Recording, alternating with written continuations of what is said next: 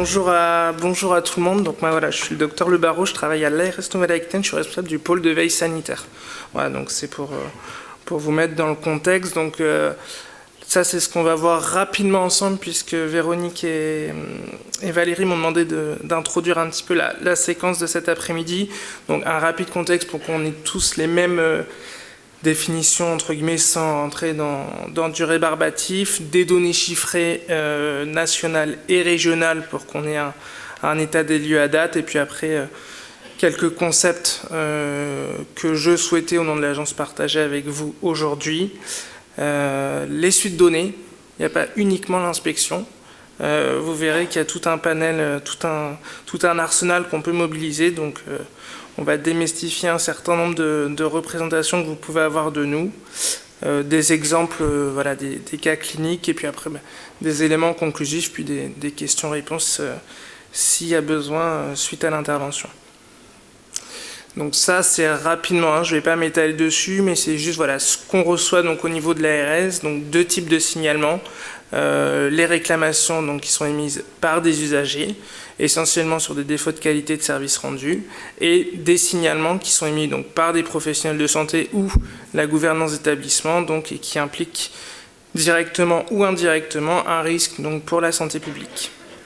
Ce que je vous ai mis en dessous, c'est que selon les ARS, on a vu là justement avec la collègue qui était consultante, tous les collègues de la HAS, selon les ARS, les organisations peuvent être différentes, donc les collègues qui gèrent les réclamations et ou les signalements peuvent être différents. Donc on va se concentrer uniquement sur la partie signalement et plus spécifiquement sur la partie EIGS. Donc ça, je vous ai remis rapidement. Pareil, on ne va pas faire un état des lieux de l'art, mais la qualification de l'événement indésirable est importante parce que les suites données ne vont pas être les mêmes à votre niveau comme au nôtre. Et du coup, je laisserai compléter Véronique et Valérie. Donc voilà, c'est l'événement incident, c'est tout événement donc, qui peut être qui est inattendu et qui peut être dommageable selon donc, plusieurs facteurs de gravité ou non, et il peut être associé ou non aux soins, et c'est ce que je vous ai mis sur le côté, ça concerne l'ensemble des secteurs. Donc aujourd'hui on s'est essentiellement focalisé sur les ESSMS, mais ça concerne aussi donc, tout le volet sanitaire et le volet ambulatoire, voilà, donc qui sont également concernés par ce dispositif. Hop. Rapidement, hein, parce que on est obligé de passer par là, donc la réglementation, donc vous dire voilà, qu'il y a différents dispositifs à la fois dans le code de la santé publique, dans le code de l'action sociale et des familles, mais aussi du coup dans l'évaluation certification donc de la HAS avec les différents critères qu'on a abordés depuis ce matin. L'idée ici, c'est pas de vous faire un rappel des textes, c'est juste de vous dire que la demande en termes de culture de sécurité, en tout cas les enjeux sur cette thématique-là sont croissants vis-à-vis de la population, mais aussi des pouvoirs publics, et que du coup, donc, c'est un élément qui vient de plus en plus prégnant, que ce soit sur le volet sanitaire ou médico-social. Les EIGS, donc là on rentre dans le vif du sujet, donc uniquement la partie EIGS, donc c'est des événements indésirables, donc il y a 3 critères cumulatifs, donc le caractère inattendu, le critère de gravité, donc avec les 3 modalités qui sont écrites sur la diapo, donc le décès, la mise en jeu de pronostic vital ou le déficit fonctionnel permanent, donc voilà, qui peut être concerné. Et enfin, le 3e critère, le critère d'association aux soins. Donc là, c'est pas toujours évident, même nous qui avons l'habitude, il y a toujours des sujets à débat, et même entre nous, des fois, on n'est pas d'accord. Donc il y a un vrai enjeu sur la qualification même de l'EIGS. Donc c'est vrai que des fois, par défaut, on va garder la qualification de l'EIGS et d'attendre d'avoir le volet 2, donc l'analyse approfondie des causes, pour statuer réellement sur le critère d'association aux soins ou non. D'accord ? Voire de gravité ou non. Voire de gravité ou non. Tout à fait.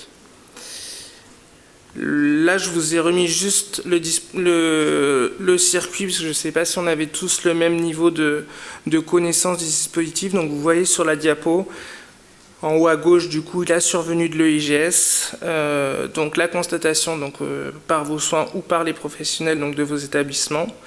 Le volet 1, donc le volet déclaratif de l'EIGS qui doit être fait dans les meilleurs délais. D'accord, il n'y a pas de critères, mais ça se fait dans les meilleurs délais. En pratique, on l'a dans la semaine. On reçoit aussi des UGS volet 1 6 ou 1 an après, donc là c'est un peu plus problématique, mais c'est un autre sujet.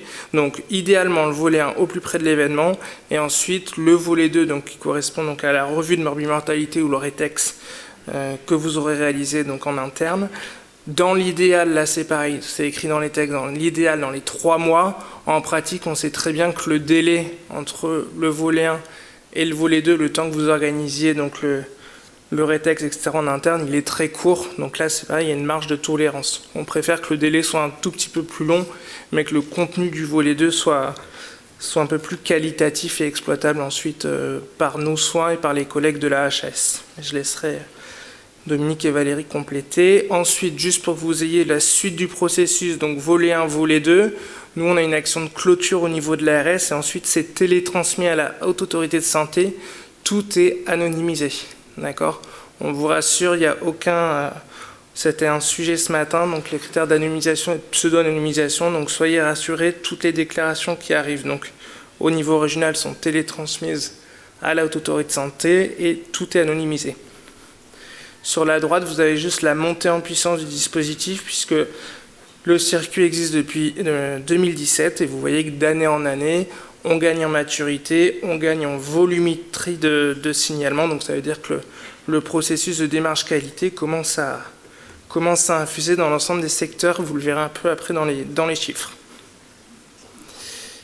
Ça, c'est des données du coup de la Haute Autorité de Santé. Il y a une étude donc annuelle sur les EIGS. Donc pareil, je ne vais pas rentrer dans le vif du sujet. Vous voyez que l'ensemble du territoire est concerné.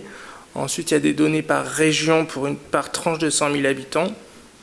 Ce que je voulais juste vous dire sur cette diapo, c'est pas parce qu'il y a beaucoup de IGS dans une région ou un établissement que ça veut dire que la qualité de prise en charge est défaillante. Ce qui va plus nous alerter justement, c'est les établissements qui ne déclarent aucun IGS, aucun EI. Voilà. Là, c'est beaucoup plus inquiétant parce qu'on sait très bien que la survenue d'événements indésirables fait partie du coup de la vie normale des établissements. Le maillage territorial, c'est juste pour vous dire, mais du coup, vous l'aurez bien compris depuis ce matin, que si vous n'avez pas la structuration ou les ressources en interne propres dans vos structures, il existe des structures régionales d'appui que vous pouvez mobiliser gratuitement, d'accord, qui sont financées par l'ARS. Donc vous voyez que chaque région possède une SRA, donc chez nous c'est le CK, donc qui est assez connu et qui est relativement mobilisé, donc n'hésitez pas à les solliciter. Ça, c'est donc juste pour que vous ayez une idée du coup des données chiffrées. Donc ça, c'est tout ce qu'on reçoit au niveau donc, du pôle de veille sanitaire. Donc ce n'est pas des données exhaustives puisque ce n'est pas une année pleine. C'est juste pour que vous ayez une idée. Donc par semaine, c'est à peu près 200-250 signalements, toutes natures confondues, que l'on reçoit. Et sur le volet des événements indésirables EI, EIG, EIGS, c'est les petits triangles du coup, violet et rouge que vous avez donc sur le camembert, ça représente à peu près 40% des signalements qu'on reçoit. Voilà, donc c'est une charge non négligeable. Et après, sur l'ARS Nouvelle-Aquitaine, l'organisation est faite de la façon suivante, c'est qu'au niveau régional, donc au niveau du point focal, on qualifie le IGS et on saisit plus ou moins directement les structures régionales d'appui selon la vigilance. Et ensuite, le travail de terrain, le suivi purement administratif est localisé au niveau des délégations départementales. Sur le bas, mais je ne sais pas si c'est lisible pour vous, vous avez les différentes typologies. Donc sur le volet médico-social, c'est essentiellement donc des soucis sur la prise en charge médicamenteuse, circuit des médicaments, les fugues ou les disparitions de patients, notamment sur les unités de vie protégées, tout ce qui est risque suicidaire, les chutes. Et bon voilà, vous aurez le détail de la présentation, mais ça concerne un petit peu tous les secteurs. Je vous ai juste fait un focus du coup sur les EIGS. En moyenne, on en a entre 30 et 50 par semaine au niveau régional, donc sur les 12 départements de la région. Et vous avez la répartition du coup sur votre droite. C'est essentiellement donc 3/4 de sanitaire, 1/4 de médico-social et social et un tout petit peu de secteur libéral. La part ESMS a tendance à augmenter. Là, sur 2024, on était plus autour de 23-24%, Actuellement, on est plus autour de 30% sur le secteur médico-social. Donc ça, c'est plutôt encourageant. Et actuellement, on a plus sur le volet PA que PH, mais du coup, c'est en train de monter en puissance tranquillement. Les choses qu'on voulait partager avec vous, c'est que nous, du coup, quand on vous fait le signalement donc sur le portail des signalements du ministère, du coup, nous, on les reçoit au niveau du point focal régional. Je vous ai remis les coordonnées après, donc comme ça, si vous avez besoin d'échanger avec nous, vous n'hésitez pas. On ne recherche pas les responsabilités à notre niveau, d'accord ? Donc là, ça revient sur les échanges qu'on a eu ce matin de culture juste et non punitive. Et j'en profite, vu qu'il y a aussi des gouvernants dans la salle, là, c'est tout un enjeu donc de déclarer, voilà, c'est une culture juste et non punitive. Donc il existe des chartes que vous pouvez également diffuser dans vos structures pour essayer de désacraliser le signalement, puisque n'oublions pas que les UGS, il y a certes les premières victimes, c'est le patient, le résident, mais également les professionnels qui prennent en charge ces personnes qui sont également impactées, et c'est souvent négligé, en tout cas de notre côté. Voilà. Donc n'oublions pas ça. Le but principal de l'EIGS, hormis donc tout ce qu'on a vu depuis ce matin, la certification, l'évaluation, la démarche qualité, c'est de rechercher les causes et d'éviter que ça se reproduise. C'est vraiment ça le but premier qu'il ne faut pas qu'on oublie, qu'il faut qu'on garde en tête. Donc l'objectif de l'ARS, c'est de vous accompagner donc, dans l'acculturation à cette démarche qualité, à la gestion du risque, et pas justement notre pouvoir de police sanitaire. Certes, il y a des inspections, je ne vais pas dire qu'il n'y en a pas, ça serait faux, mais sur plusieurs centaines d'UGS qu'on reçoit, les inspections post-UGS, ça doit se compter sur les doigts d'une main. Donc c'est vraiment pas le levier prioritaire qu'on mobilise sur le champ des EIGS. Quelles sont les suites données à notre niveau ? Donc là, c'est pareil, selon le degré de maturité donc du déclarant. Donc là, c'est plus ou moins large. Et selon la demande d'appui, en tout cas d'appui externe, qui peut être écrit dans le cadre du volet 1, nous, on peut solliciter directement à notre niveau, au niveau régional, les collègues donc, du CK avec qui on interagit souvent. Donc voilà, on le fait aussi à notre niveau. Donc n'hésitez pas, c'est pas un frein de mettre demande d'appui dès le volet 1.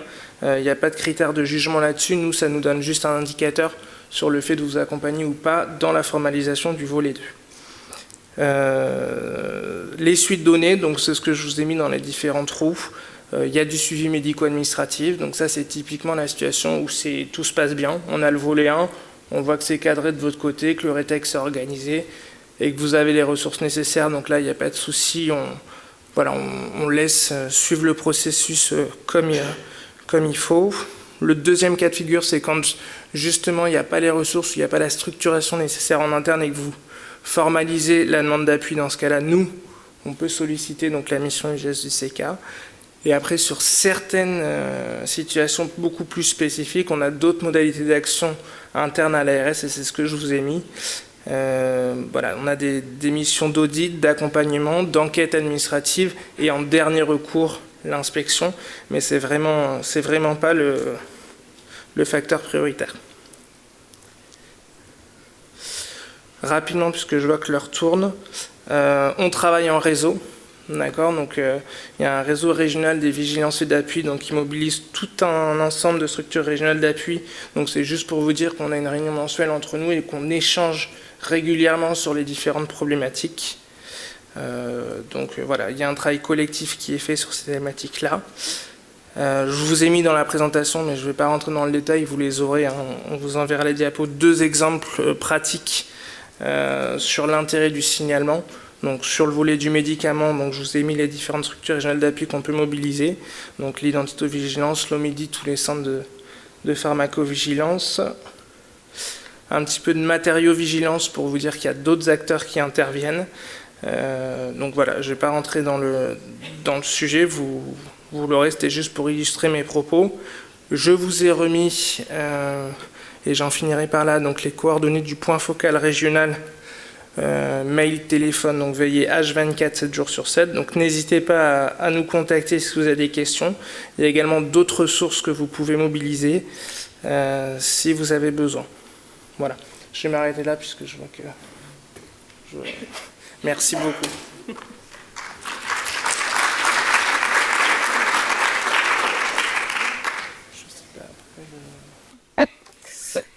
Allez, à notre tour, bonjour à tous et à toutes.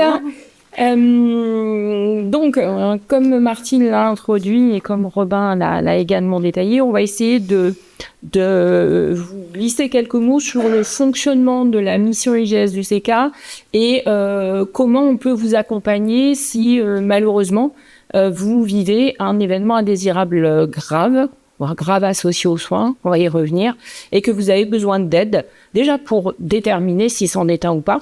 Voilà, il me l'a dit Robin, c'est vrai que même nous, entre nous, on n'est pas toujours d'accord parfois sur certaines situations et c'est intéressant d'en parler. Donc on va revenir un petit peu là-dessus, justement, déjà pour vous expliquer rapidement qui on est, on va peut-être commencer par le début. Quelles sont nos missions, quel est notre objectif? Je viens déjà d'en dévoiler une partie, très clairement. Peut-être plus en détail comment vous pouvez nous solliciter et du coup comment on peut intervenir pour vous accompagner. Et puis on terminera par 2 petits focus. Un premier où on vous illustrera par quelques chiffres, mais c'est vraiment très rapide, quelques données chiffrées de nos accompagnements dans le secteur médico-social, donc pour l'année 2024. Et vous verrez que les chiffres en fait sont en adéquation avec ce que vient de présenter Robin. Puisque nous aussi, on connaît un accroissement de sollicitations dans le secteur médico-social de l'ordre de 30% cette année.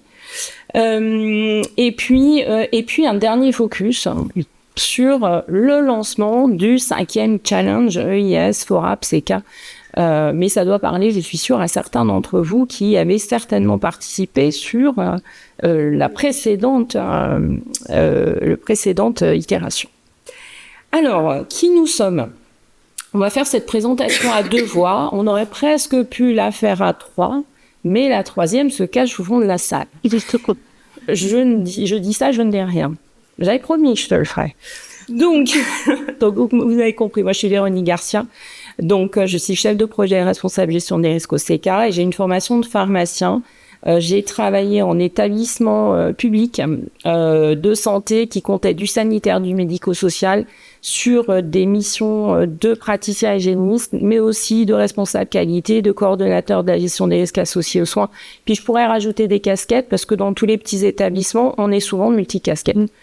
Donc voilà, j'ai fait ça pendant 15 ans. C'était une structure sanitaire, mais qui avait aussi des lits d'EHPAD. Puis j'étais consultante pour un assureur, donc je passais du côté de la force obscure.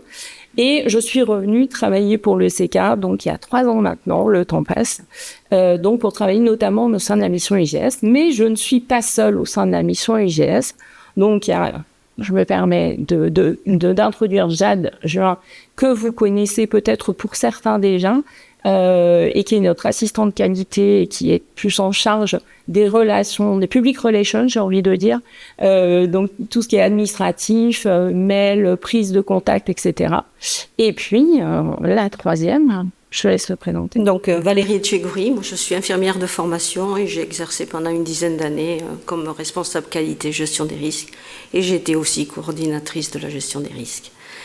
On ne travaille pas seul, on n'est pas seulement les 3, puisqu'on travaille avec des référents de spécialité, de nombreux médecins. En règle générale, ce sont des médecins qu'on contacte en fonction de leur spécialité, de la spécialité en tout cas de l'événement indésirable que l'on va travailler. Et on travaille aussi en réseau, comme l'a dit Robin, puisqu'on fait intervenir l'ensemble des structures d'appui. Ça peut être l'OMEDIT, ça peut être l'ORU, l'Observatoire régional des urgences, en fonction des événements indésirables qu'on va travailler avec vous.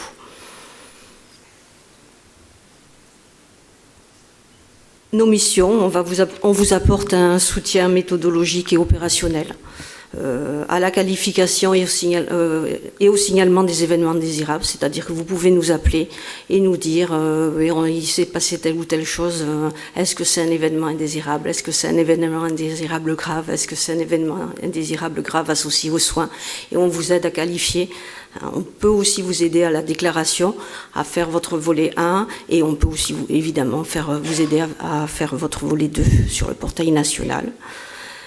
Et puis surtout, C'est quand même une bonne partie. On vous accompagne pour la réalisation des analyses approfondies des causes, en incluant surtout une relecture en amont de votre chronogramme, mais on travaille énormément avec vous sur les chronogrammes, c'est-à-dire qu'on vous demande de reprendre de manière très très factuelle tout le parcours de vos résidents.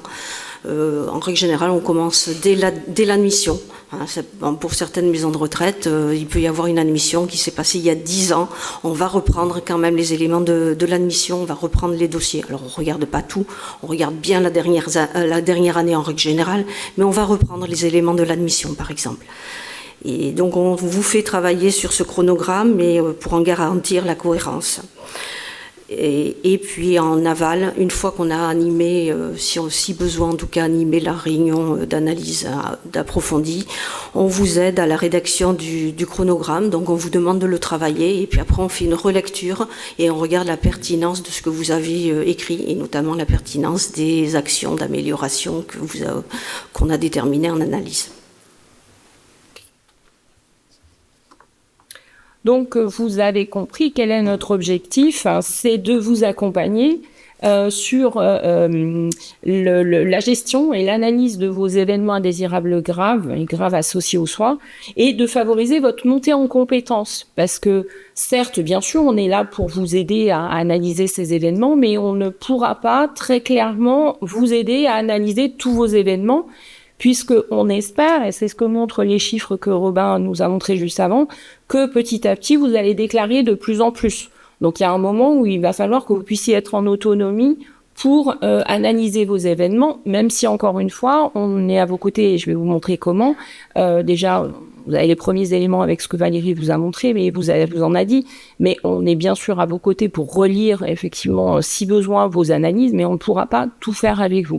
Donc, l'idée, c'est petit à petit de vous aider à monter en compétences. Donc, comment est-ce qu'on intervient ? Eh bien, très très schématiquement, parce qu'on pourrait rester plus d'une demi-heure à vous expliquer en détail comment on travaille, mais c'est pas l'objet aujourd'hui. Très schématiquement, déjà, si vous avez besoin de nous joindre, il y a une adresse mail unique qui arrive auprès des 3 membres de la mission. Alors nous, on n'est pas 24/24, 7 sur 7, très clairement. Néanmoins, il y a tout le temps quelqu'un du lundi au vendredi pour vous répondre. Voilà.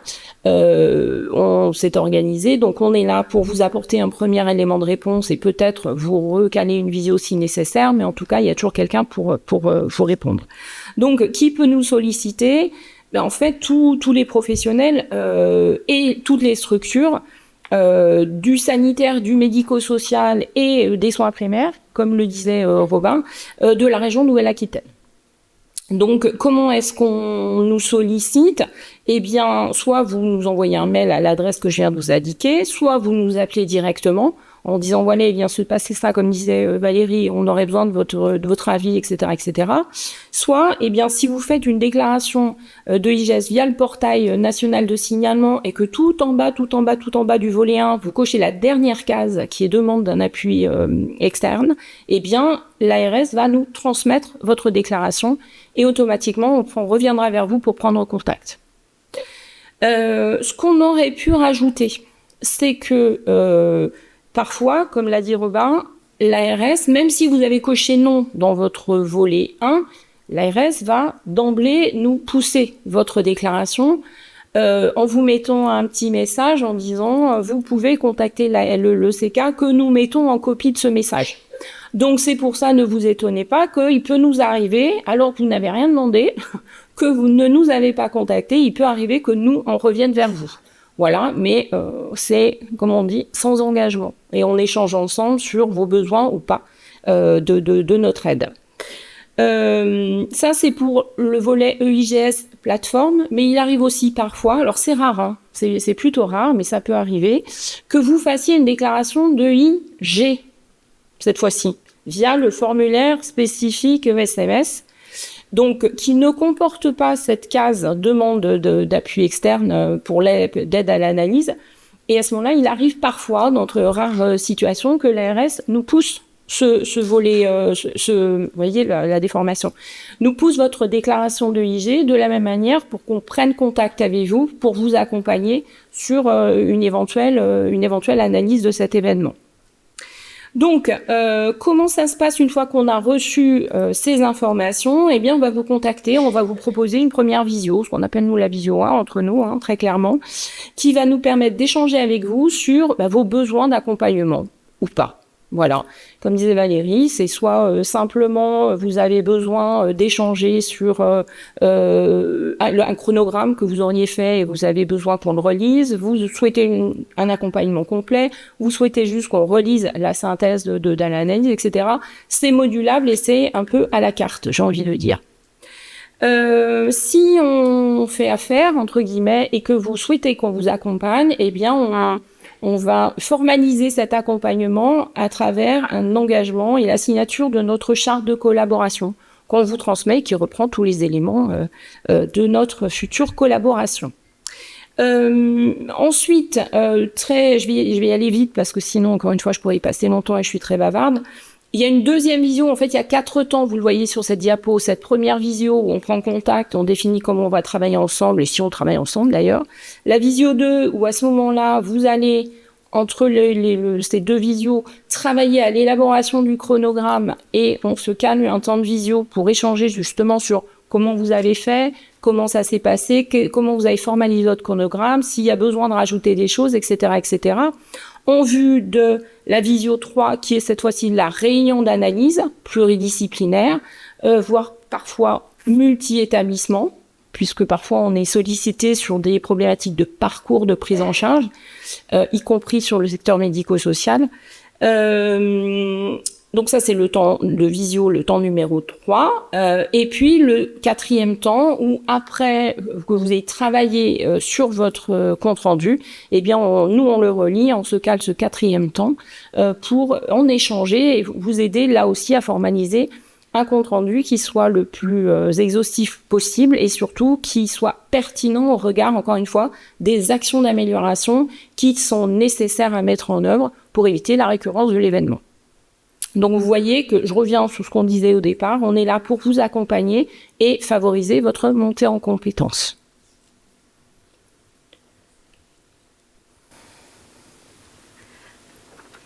Un incontournable, on tient énormément à ce que toutes les données, notamment les dossiers médicaux et tous les éléments administratifs des résidents qui sont impactés par ces événements indésirables soient chargés sur une plateforme qui est sécurisée et qui est agréée données de santé.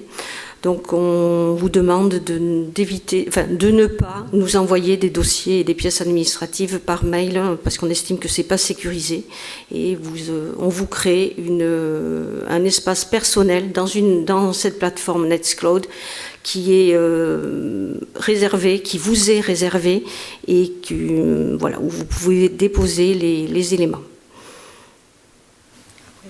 C'est vraiment un point extrêmement important. Ça paraît anecdotique, mais nous, on y tient beaucoup. Parce que finalement, on échange, quand on prépare ces analyses, on échange énormément de données sensibles. Et bien, nos mails, même s'ils sont des mails professionnels liés à nos activités en secteur de santé, médico-sociaux, etc., ne sont pas sécurisés. Donc, depuis à peu près 1 an maintenant, on utilise cette plateforme et on insiste vraiment pour que tous nos échanges soient sécurisés. Et anonyme. C'est vrai qu'on vous demande anonymiser. Oui, bien sûr. Donc on vous demande d'éviter de nous laisser les noms des résidents. Et les noms d'ailleurs des professionnels. Et des professionnels, oui. Les fonctions suffisent pour travailler. Effectivement. Alors, quelques chiffres. Je vous disais qu'on va juste vous donner un aperçu finalement de notre activité auprès du secteur médico-social pour l'année 2024. Donc, vous le voyez sur cette diapo. On a accompagné 39 structures. On a eu 39 sollicitations, on va le dire plutôt dans ce sens-là, pour un accompagnement dans le cadre de la survenue d'un événement indésirable grave associé aux soins, dont voilà, 39, ça y est, je reviens, parce que ce que je voulais vous dire, c'est sur combien? C'est sur plus d'une centaine, comme ça a été évoqué ce matin. Donc on voit que là, pour vous donner un ordre d'idée, sur 2023, on était à beaucoup moins, j'ai plus le chiffre, mais on avait 7 sollicitations du médico-social sur 2023. Donc vous voyez le bond en avant qui a été fait cette année, et je pense que ça ne peut que croître. Et quelque part, c'est une bonne chose, parce que ça veut dire que, comme disait Robin, comme on l'a dit tout au long de la journée, il y a une culture qui est en train de se mettre en place, donc automatiquement, il va y avoir plus de déclarations, donc automatiquement, plus de sollicitations pour nous, et c'est une bonne chose. Donc après, à voir comment on va y faire face, c'est une autre, mais ça nous concerne. Mais en tout cas, nous, on ne demande que ça, que vous soyez plus nombreux à nous solliciter. Donc, je disais 39 sollicitations, dont 21 ont en fait abouti à un accompagnement à l'analyse totale, un accompagnement total, donc à l'analyse approfondie des causes de l'événement, de A à Z de ces structures. Et vous le voyez, la répartition après, les bâtons suivants, c'est la même chose, mais pour le secteur EHPAD et pour le secteur du handicap. Et là, il y a un gap, mais là aussi, encore une fois, c'est en cohérence avec tout ce qui a été dit jusqu'à maintenant. Donc c'est vrai qu'on accompagne beaucoup plus d'EHPAD que de structures du domaine du handicap. Mais ça va changer. Petit à petit, les choses vont changer. J'en suis sûre. On a un petit peu listé les thématiques d'événements qui ont fait l'objet de notre accompagnement. C'est surtout pour vous engager à déclarer, effectivement, et puis à promouvoir aussi en interne des événements indésirables qui ne sont pas toujours très graves, en interne, en tout cas pour les déclarations internes, mais qui méritent une analyse. Donc on a accompagné des fausses routes, des tentatives de suicide, des suicides, beaucoup de prises en charge médicamenteuses. Donc là, on travaille avec l'Omédite, on l'a dit, quelques infections nosocomiales et pas mal de coopération, c'est-à-dire de parcours, notamment entre les maisons de retraite ou les structures de handicap avec les urgences ou des hospitalisations. Donc effectivement, là, on n'a pas fait apparaître les partenaires, mais c'est systématiquement vous voyez, des thématiques sur lesquelles on ne travaille pas seul, hein, comme on l'a dit au début. Sur le suicide, par exemple, on travaille avec un psychiatre qui nous accompagne. Les fausses routes, on a eu un ergothérapeute, voilà, sur les chutes également. Ouais, on vous a mis 3 petits points parce que clairement on aurait pu mettre plein d'autres thématiques, mais c'était pour donner les principales. Et à chaque fois on travaille l'Omédite, le CEPIAS, l'ORU, etc. sur toutes ces thématiques récurrentes. Et puis ça commence, enfin la culture du signalement commence dans les services. C'est vrai qu'il faut promouvoir les signalements de ce. Je pense particulièrement aux fausses routes, hein, qui sont des fois pas très graves, banalisées par les soignants, et donc il faut promouvoir le signalement des fausses routes. Mais effectivement, l'idée, vous l'avez compris, on ne peut que répéter qu'il faut promouvoir, effectivement, inciter à la déclaration des événements indésirables, et c'est clairement ce qui est récompensé à travers ce challenge, donc EIS, événements indésirables associés aux soins, qui est organisé, piloté par la FORAP, organisé par la FORAP depuis maintenant, c'est la 5e année, oui, voilà. Et cette action est une action qui est inscrite dans la feuille de route nationale pour la sécurité des patients et des résidents. Donc les objectifs de ce challenge, c'est, encore une fois, comme je vous l'ai dit, inciter à la déclaration des événements indésirables associés aux soins et des événements porteurs de risques. Donc ça, je ne sais pas si ça parle à tout le monde, mais c'est ce qu'on appelle aussi les presque accidents, ou encore les échappées belles. Ouf, on a eu chaud. Voilà, mais qui sont intéressants, ces événements aussi à analyser pour comprendre justement ce qui a permis d'éviter qu'on arrive à la catastrophe, et de valoriser les retours d'expérience, c'est-à-dire qu'est-ce qu'on a fait, clairement des analyses. Donc cette action est conduite donc chaque année, et il s'agit de récompenser les analyses qui ont été les plus abouties. Et donc il y a 3 gagnants chaque année qui sont identifiés, un pour le secteur sanitaire, un pour le secteur médico-social et un pour le secteur de la ville. Ça c'est au niveau régional, mais les lauréats du niveau régional sont également ensuite proposés pour être lauréats au niveau national. Et ça, toutes les SRA font la même démarche. Et chaque année, donc, on identifie 3 lauréats également au niveau national. Valérie va vous dire 2 mots de la dernière édition qui vient de se terminer, mais juste pour vous dire qu'il y aura un webinaire le 19 novembre prochain qui va restituer justement les résultats de cette 4e édition et lancer la 5e. Mais vous allez avoir les infos en primeur juste après.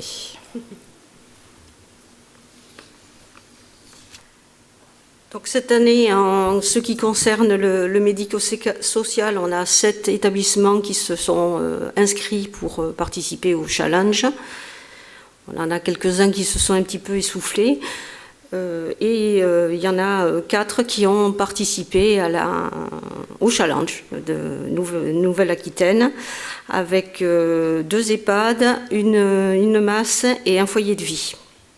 Donc j'espère que l'année prochaine, on va avoir 30 structures de médico-social qui vont participer au challenge. Enfin, 30, 40, 50. Je vais dire pourquoi tu mets un chiffre, oui. Le plus possible. Voilà. Et le gagnant pour la gagnante, enfin l'établissement gagnant pour la région Nouvelle-Aquitaine, c'était l'EHPAD de la Roseraie à Rochefort, avec Madame Laure Coudray qui a porté ce challenge et qui a eu une très bonne note. Et qui a même participé à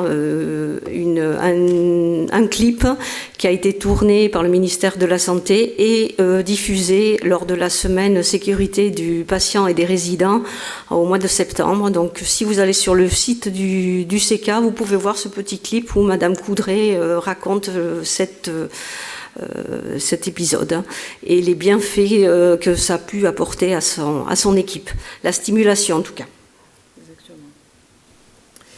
Donc, sur cette diapositive absolument non exhaustive, vous retrouvez quelques idées, finalement, d'événements indésirables, parce que, je vous rappelle, on est sur là de l'événement indésirable associé aux soins. Normalement, on n'est pas sur du grave.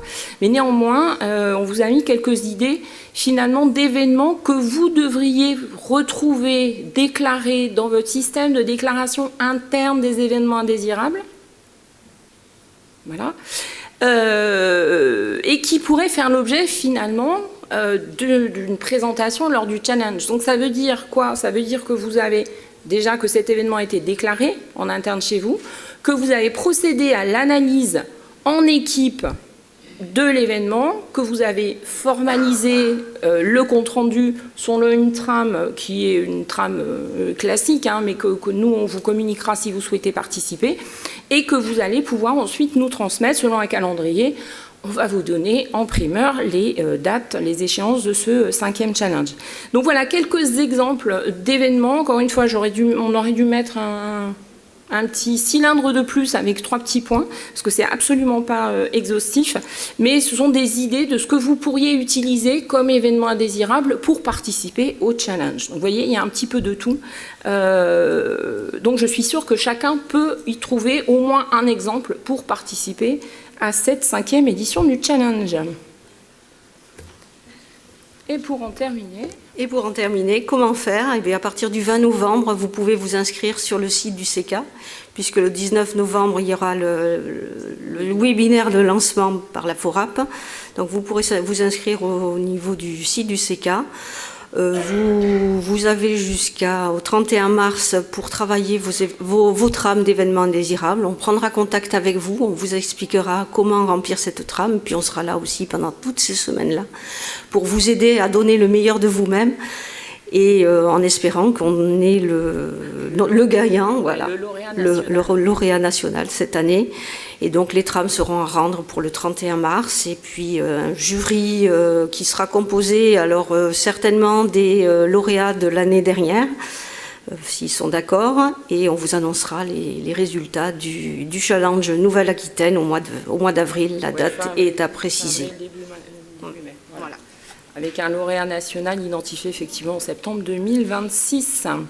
Donc voilà, mais même si vous hésitez, que vous posez la question, j'ai peut-être un événement, je ne suis pas sûre, et que vous avez envie d'en discuter avec nous, bien sûr, hein, vous n'êtes pas obligé de vous inscrire, vous pouvez nous appeler en amont et on sera là pour en échanger avec vous si vous le souhaitez. Et on vous espère nombreux lors de ce prochain challenge. Merci beaucoup. Je ne sais pas si vous avez des questions.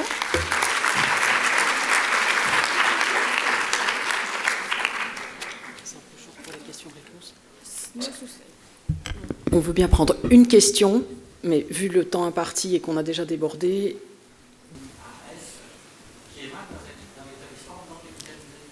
Ah mais nous c'est tout pareil en fait. Il n'y a pas de distinction, c'est-à-dire que nous on nous sollicite et ensuite en fonction de l'événement on va suivre exactement le même cheminement, on contacte l'établissement, on détermine avec l'établissement s'il a besoin d'un accompagnement. Déjà quel est l'événement, si c'est bien un EIGS, parce qu'en priorité on accompagne l'analyse des EIGS, mais... Ouais.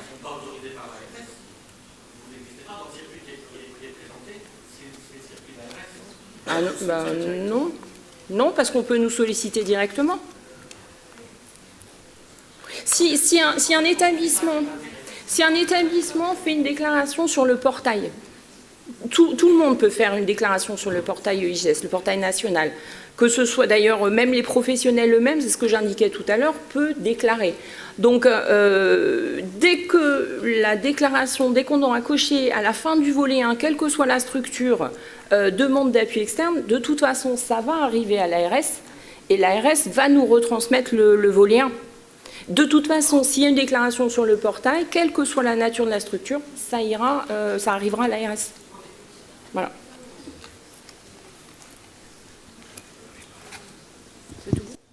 Bon, on déborde. Mais...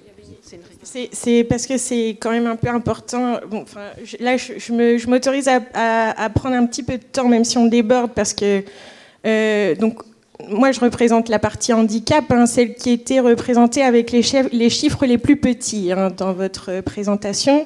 Or nous, on a mis les événements indésirables et leur analyse au cœur de notre système gestion des risques et amélioration continue de la qualité.